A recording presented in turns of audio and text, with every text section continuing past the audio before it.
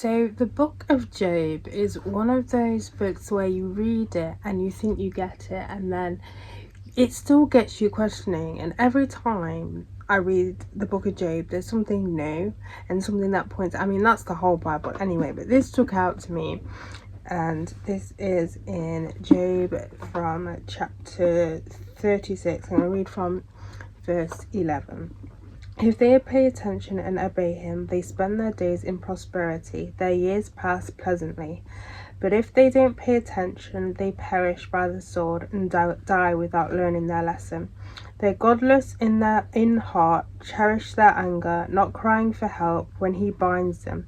Their soul perishes in their youth, and their life becomes deprived. God, with his affliction, delivers the afflicted, and he gets their attention by pressing on them. Indeed, Jacob, indeed, Job, he is drawing you away from distress to an untroubled open place with rich food on your table. But the judgment on the wicked applies fully to you. Judgment and condemnation take hold of them. So what I find, so this conversation is basically currently Job, everything's been taken away from him. He has got a disease, everyone doesn't want to go anywhere near him, and his friends are kind of trying to they're getting their all kind of opinions, but even their opinions aren't great. They're not full of wisdom. And this young boy is like, I've been filled with the Spirit, so I'm going to tell you how it is. And basically what I really like about that, it's pointing out that when he binds the wicked people, they don't lean onto God. And obviously this may be this is how I kind of see this passage anyway. So anyway, the wicked don't lean into God, so they just suffer and suffer and suffer when God binds them, till the point when they realize who Jesus is. Like, you'll notice a lot of testimonies that you'll hear, people are at their lowest. Even for me, people are at the lowest because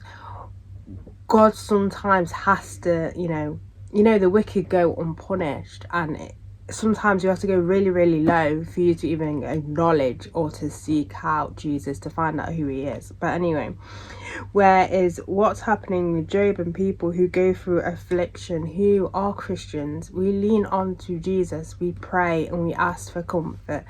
We may ask for, these afflictions to go away, but what he points out here is that we lean onto him, we get closer in some cases what it's supposed to do. Sometimes it may take us apart, which take us away from Jesus, which is happening with Job here. He seems to be fighting with his own belief now with God, because he feels like God's like completely kind of abandoning himself. And what he's pointing out, actually, I mean, all through his speech, he talks about how, you wouldn't, like, one other verse I really like, I don't know exactly, but how he says that when it comes to kings, you wouldn't, say that what their actions they do are, you basically won't criticize their actions, so why are you criticizing God's actions? But anyway, the point here is that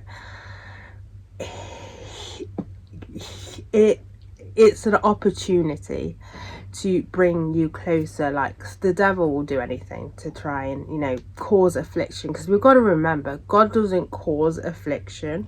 He may allow things to happen, but the misconception is the fact that God bestows it. God's not the one who's bestowing it. He just allows it sometimes to happen. But I find this verse can be quite comforting if you are somebody who's suffering and think to yourself, I'm suffering. But instead of going away from God or not trusting God, actually it's my sign to lean more into God, to rely on God a lot more, to ask for his comfort, to ask for his help. Again, he may not fully help you in a situation, he may not fully take away whatever you're going through, but he's there as a father to offer that comfort, to offer that safe space to go to. So instead of going away from him, you should go towards him, because that's what what it's saying here is basically the wicked suffer more because they have nothing to lean onto, whereas when we going through difficult times, we have somebody to lean onto, and that is Jesus. But yeah, that was just highlighted to me. I was like, oh, God, you've done it again. You've revealed something that I found quite powerful.